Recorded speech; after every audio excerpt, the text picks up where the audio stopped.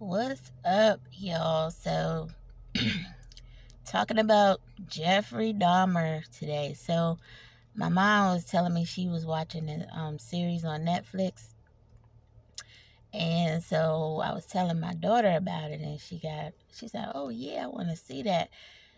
Of course, at first I was like, I didn't really want to see it, but I was curious because I was like 13 back then, 13 or 14, and I remember it being a terrible situation. I wasn't much of a news watcher back then, but that was heavy in the headlines.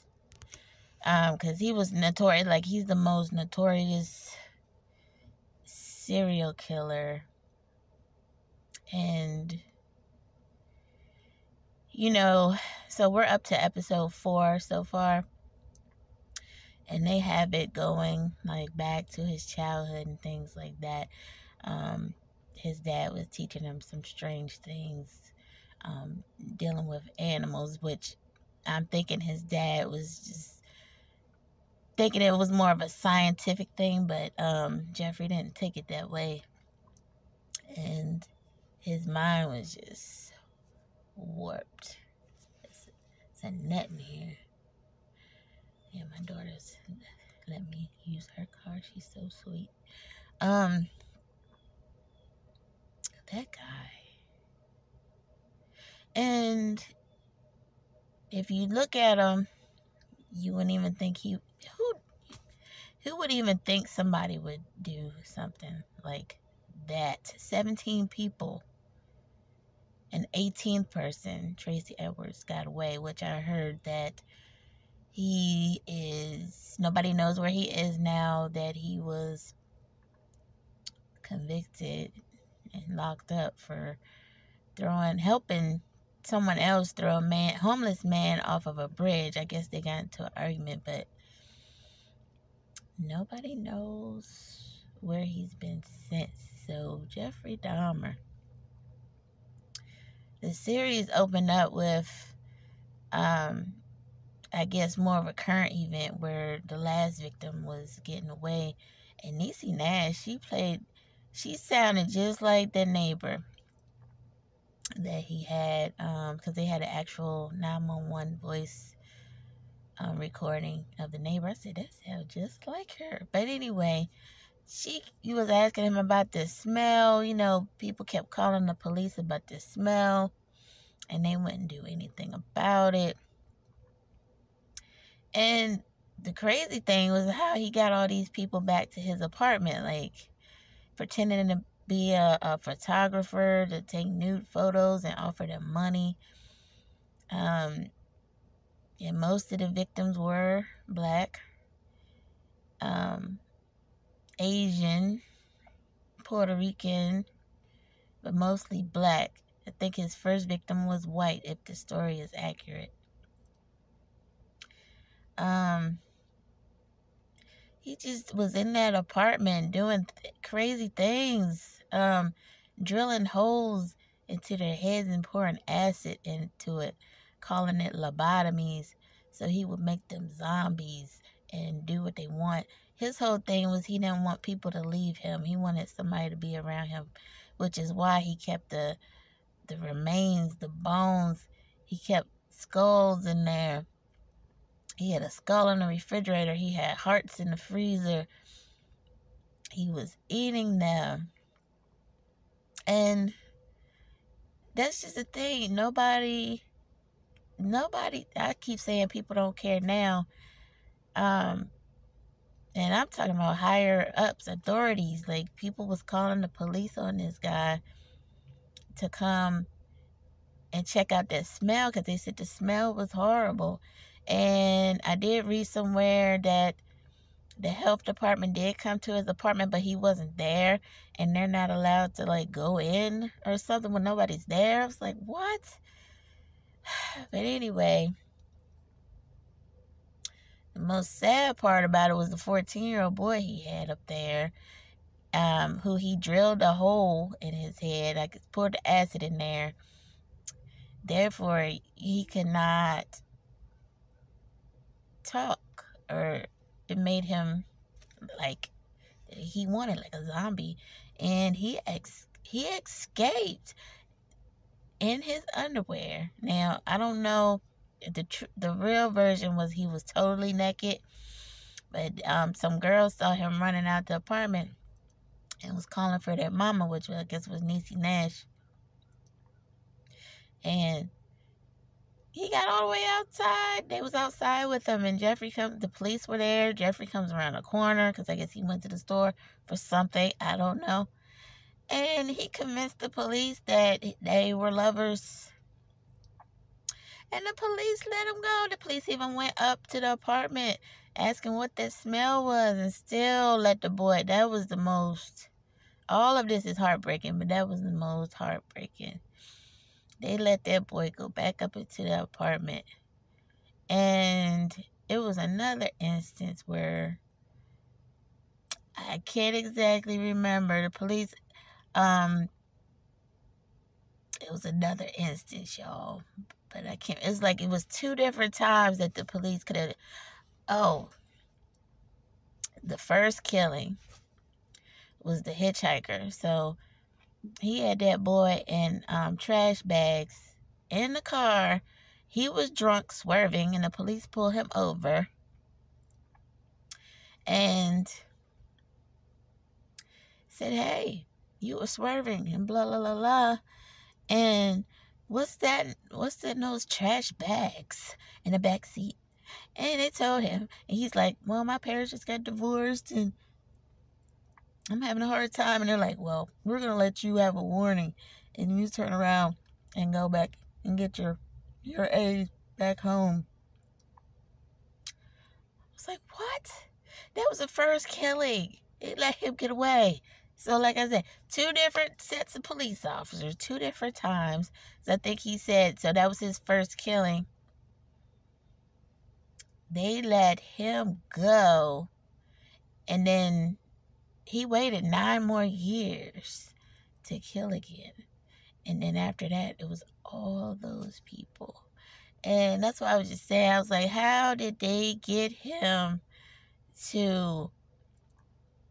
How did he get all these men and boys? Well, you could probably see the boys because they may have been homeless, or who knows, y'all. I gotta finish watching the series. He also would go into these bathhouses, I guess, where the gay men would be, and pay for these rooms, and he would drug these men and rape them. So he did everything unimaginable under the sun. And I don't think you could blame a bad childhood for that, because a lot of people had bad childhoods. Like, who goes to, and that makes it even more scary, because it's like, who walks among us? Who walks among us? You don't know. You don't know what's in people's head. You don't know what they're thinking. And that just makes, especially me, a person with extreme anxiety, it's really bad. Like, I don't want to come outside. I never wanted to come outside before, but I really don't now. You just don't know. The people are crazy. And the brain is a part of your body that people don't really consider a part of your body. Like, you know, you can get your checks for your heart or any other organs in your body that you can see like what's wrong with it, but your mind, nobody can see what's wrong with that. That's the scariest thing in the world. And that, you know, and it, just to go back to this apartment with him, that's how he got him, yo. It's not like he dragged them forcefully or dragged them in the car. Like, they just went back willingly. It was crazy. It's like, oh my gosh, 17 people. And who knows? It could be more. But I was watching the court when back in 1992 when Tracy Edwards was on the stand. And you guys have to check that out if you haven't. I feel like I've seen it before. Like I said, I was 13, 14, so I really don't remember. I just remember it being everywhere. And I remember being disgusted. And I'm like, but really I'm disgusted now. Even when, you become an adult, and you have kids and you're like, oh, and the lady, one of the victim's sisters, she was going off in there. And I don't blame her. She was about to attack him, and he's just sitting there. And that was the crazy part about him. He was just nonchalant, like talking like a normal person, like about the weather, but he's talking about how he killed them. It was crazy. Like, and the man that's playing him is like spot on, because when you look at Jeffrey Dahmer, I was watching the jailhouse interview this lady did with him, and he was just legs crossed and just talking normally, like he's just, talking about your random day, but he was talking about how he killed these people and how he wanted to keep the bones and things around him so he wouldn't be alone. And I'm like, oh my gosh. And then somebody was saying in the comments, do you think Jeffrey Dahmer would have done that in this day and time where being gay and, is more accepted? And like, if he had found someone that really loved him, and would he have done all this stuff?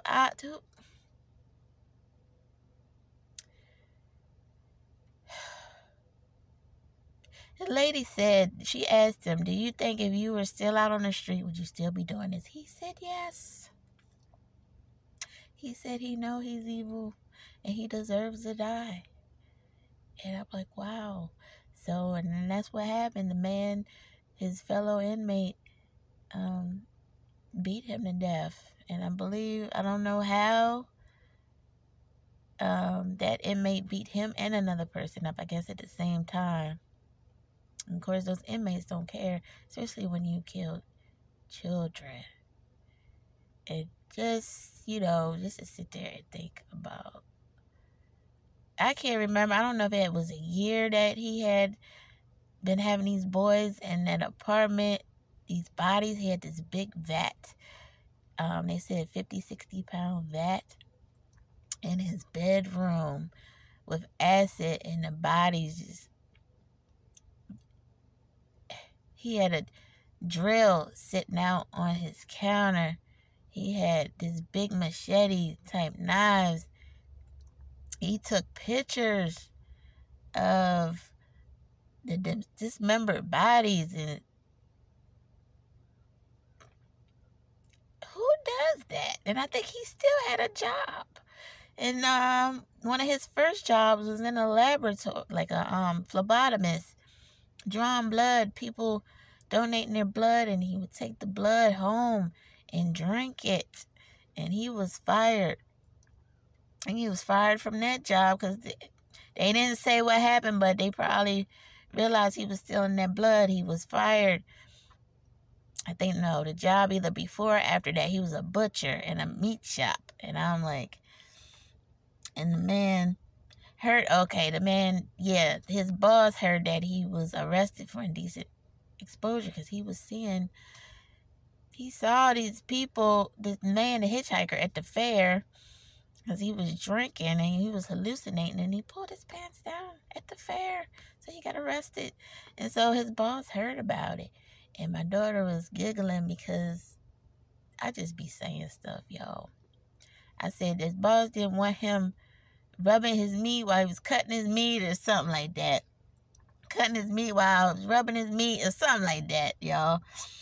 And plus I had said her backwards, so she was cracking up. But it's scary, y'all. And it just makes you wonder how many people are out here like that. All these missing people, right?